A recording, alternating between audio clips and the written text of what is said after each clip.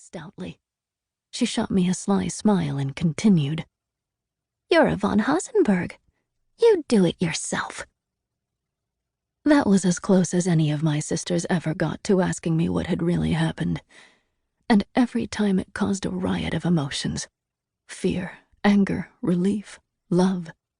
As I waited to see if this time would be the time they would ask.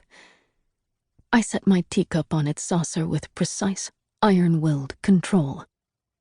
The two pieces met without the telltale rattle that would indicate my internal turmoil. The interminable piano piece finally came to an end, saving me from having to respond.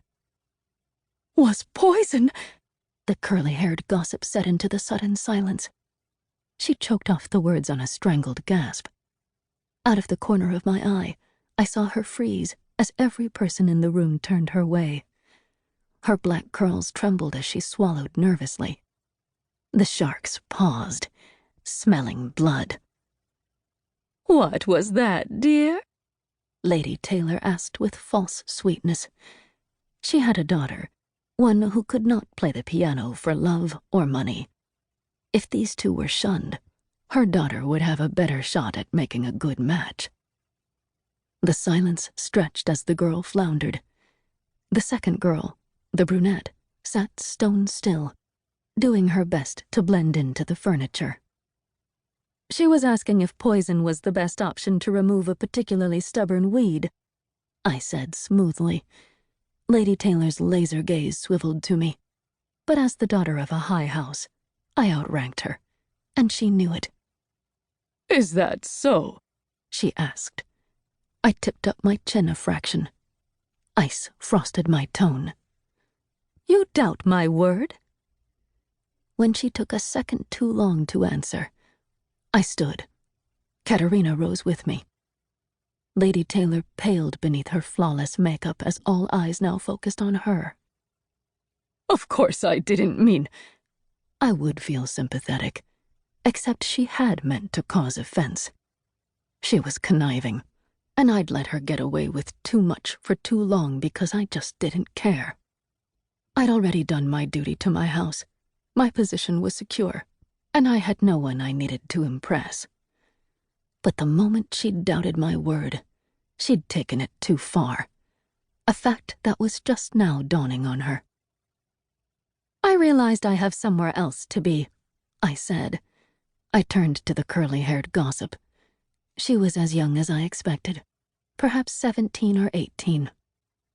"Walk with me," I said. She rose but kept her head bowed. When the brunette started to rise too, I shot her a quelling glare. She wilted back into her seat. She hadn't attempted to bail her friend out, so she would have to fend off the sharks on her own. I linked arms with the curly-haired girl and swept from the room over the protests of Lady Taylor. Katerina kept pace beside me. We didn't speak until we'd cleared the front door. "My lady, I'm so sorry," the girl said miserably as I pulled her along toward the transport platform.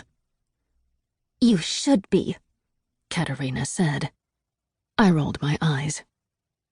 "What is your name?" I asked. "Lynn Segura, second daughter of House Segura," she said.